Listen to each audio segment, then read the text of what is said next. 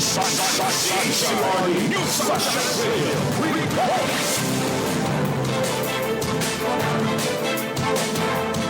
libong bags ng bigas hiling ng NFA-NCR sa NFA Pangasinan matapos madala ang bagyong Karina. Ang detalye na balitang yan mula kay Commander Vic Tahod. Commander Vic. Yes, masantos yak kabasan at sikayon amin matapos manalasa ang bagyong Karina sa bansa, lalo na sa Bulacan, Central Luzon at National Capital Region, nag-request ang National Food Authority NCR sa NFA Pangasinan ng 1,000 bags ng bigas para ipamahagi sa mga LGU roon na nag-request ng bigas bilang pang-ayuda. Magugunitang isa ang National Capital Region sa lubhang na apektuhan ng enhanced habagat at bagyong Karina. Ito ang inihayag ni Frederick Dulay, NFA Eastern Pangasinan Assistant Manager, sa exclusive interview ng Sunshine Radio at SM9 News North Luzon. Sunshine News Blast! Wala pa naman tayo mga NGO na sa atin. Ang nag-request sa atin is yung National Capital Region. So, kasi nga mga state of calamity ang NCR. So, we will be transferring 1,000 bags of rice.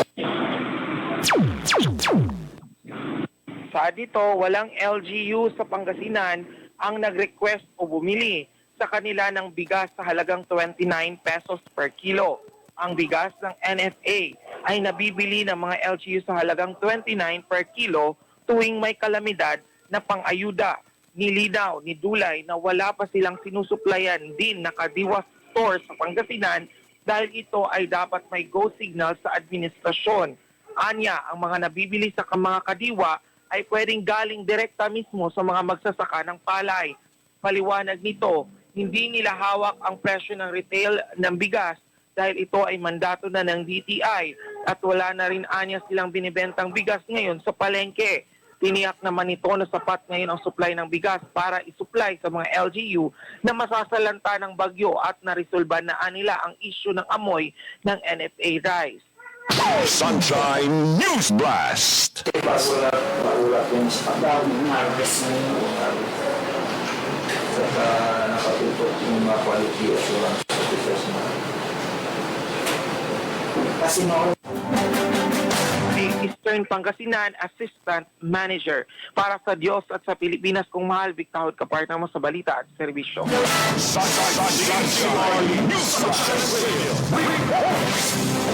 Samantala, mga magsasaka at mangingisda na nagpa-insure sa PCIC Region 1 umabot sa mahigit 80,000.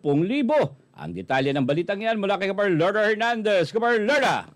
Yes, kapartner, umabot na sa mahigit 81,000 na mga magsasaka at mangingisda ang nagpahirehistro sa Philippine Crop Insurance Corporation Region 1 as of July 17 para maka-avail ng insurance ngayong taon. Ito ang inihayag ni PCIC Regional Manager Raul Servito sa exclusive interview ng Sunshine Radio sa SM9 North Luzon kahapon. Sunshine News Blast! Pasiguro na po sa PCIC ng mga rehistradong magsasaka at mga lista sa ating RSPCA ay maabot na po sa, sa 81,192. Ang karamihan po dyan ay mga farmers po natin na nagtanim ng palay. Ang kabuang bilang po ay nasa 35,632 na farmers. Meron din tayong mga mahigit na 1,000 na all farmers. 14,000 na high value crops na magtatanim po ng gulay. Tsaka 19,000 na mga nag-aalaga ng mga hayop na pinapasiguro na sa PCIC. At meron din po tayong mahigit to be exact, 814 na mga mangingisda na nagpasiguro po ng kanilang pispan, pispen at maging kanilang mga bangka na ginagamit sa pangingisda. Ito sa non-crop kasi ng crop insurance, ay sinusiguro po na natin dito ay those machineries at equipment na ginagamit ng ating mga fisher sa pangingisda sa dagat. So meron tayo po bilang na 2,394 na fisher po na nagpasiguro po sa iba't ibang gamit, makinarya, buong Region 1 at saka yung tatlong probinsya po ng Cordillera na nasasakupan ng PCIC.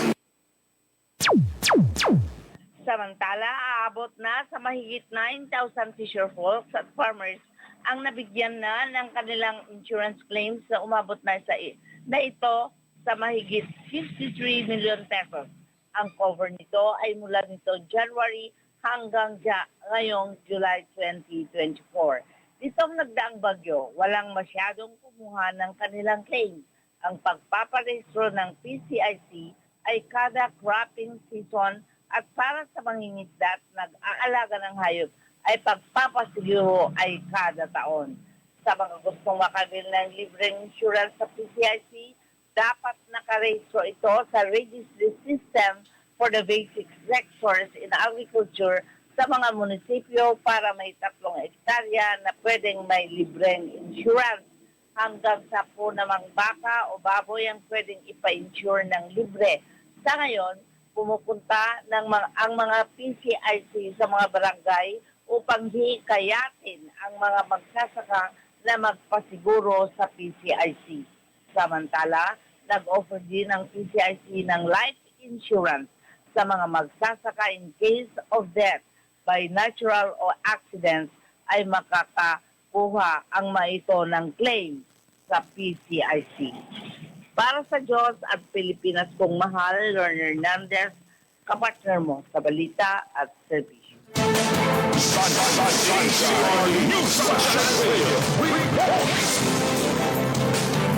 Sa iba pang mga balita, mga binabahang barangay sa lungsod ng Dagupan, muling inikot ni Mayor Belen upang magatid ng serbisyo. Ang detalye ng balitang yan mula kay kapartner Bien Bergabiña. Kapartner Bien! Ito ay upang ma-monitor at mabigyan ng solusyon ng pagbaha sa kanilang mga barangay. Kasama na rito ang Sitio Carican, Pogo, Chico na nanatiling baha dahil sa high tide at nagdaang bagyong Karina. Ramdam ni Mayor ang hirap ng mga pamilyang narito tuwing high tide, lalo na kung sinabayan pa ng bagyo o matinding habagat. Nagbigay din ng relief goods si Mayor para magkaroon ng pagkain sa kanilang hapal. Kasama ni Mayor na umiikot at nag-iisip ng agarang solusyon sina City Engineer Joseph Corpus at Engineer Asina ngayong umaga. Para sa PTS Kumati, si Jen Vergabing kapartner mo sa balita at serbisyo.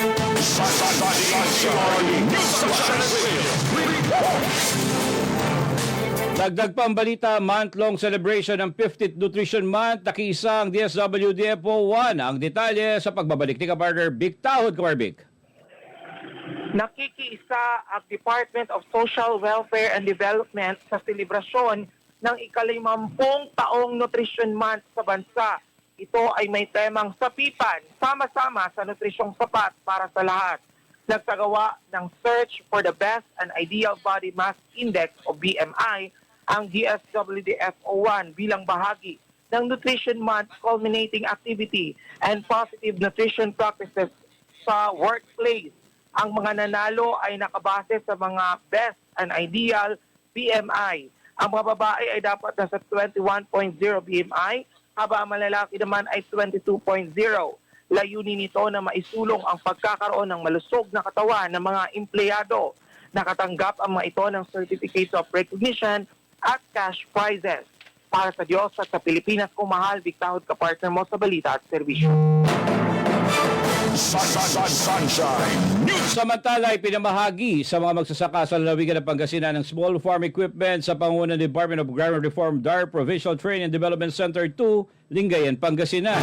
Ang 363 knapsack sprayers ay pinamahagi sa 80 asosasyon ng mga magsasaka mula sa una hanggang ika-6 na distrito ng lalawigan. Ito ay sa pakikipagtulungan ng Provincial Agriculture Office or PAGO sa pamumuno ni Provincial Agriculturist Dalisay Moya. Laging kinatawa ni DAR Secretary Conrado Estrella III ang kanyang anak na si Albert Estrella na nagpaabot ng kanyang mensahe.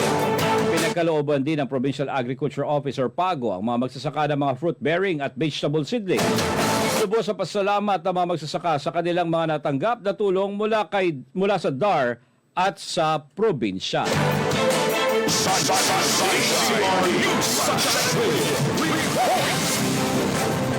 Heritage Ambassador 2024, Tubong Benmalay, Pangasinan. Ang detalye ng balitang yan sa pagbabalik ni Kabarbian Bergabilla. Kabarbian! Yes, good morning ka-partner. Nasungkit ni Patricia Ann Nicole Bangus. Bangog Tuwang Binale, Pangasinan ang Miss Heritage Ambassador 2024. Binabate ni Mayor Pete Merera at ng buong bayan ang kanyang remarkable achievement na kinurahan bilang Miss Heritage Ambassador. Ito ay sa kasagsagan ng Miss Pearl of the Orient Philippines 2024. Sa Agna Binmalay LGU, hindi lang ito isang platform, kundi pag-inspire at isang meaningful impact. Umaasa naman ang bayan na patuloy itong magniningning sa mga susunod nitong laban sa pagrepresenta sa bansang Pilipinas. Para sa Pilipinas Kumata, si Vian Bergabilla, kapartner mo sa balita at servisyo. Samantala, Asinggan employees namigay ng school supplies sa mga anak ng job orders. Ang detalye sa pagbabalik ni Kaparler Hernandez. Kaparler! Namigay na ang Asinggan employees ng mga school supply gaya ng notebook, papel at lapis na nagtaas ang presyo, kaya't problema ito sa bulsa ng mga magulang. Ito ay sa pamagitan ng kabutihang loob ng Asinggan Municipal Employees Association o AMIA na bahaginan ang 40 mag-aral na pawang anak at apo ng mga job orders sa munisipyo. Kabilang sa ipinamahaging school supplies ng grupo para sa nasa kinder hanggang grade 3 iPad papers, kayola, eraser at alcohol.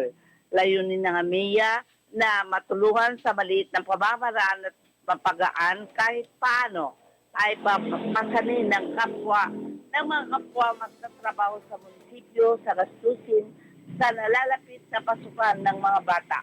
Habang sa susunod linggo ay mamimigay pa rin ang grupo ng libreng kagamitan pang-eskwela para naman sa mag-aral ng Dumampot Community School. Para sa Diyos at Pilipinas kong mahal, Learner Hernandez, kapartner mo sa balita at service.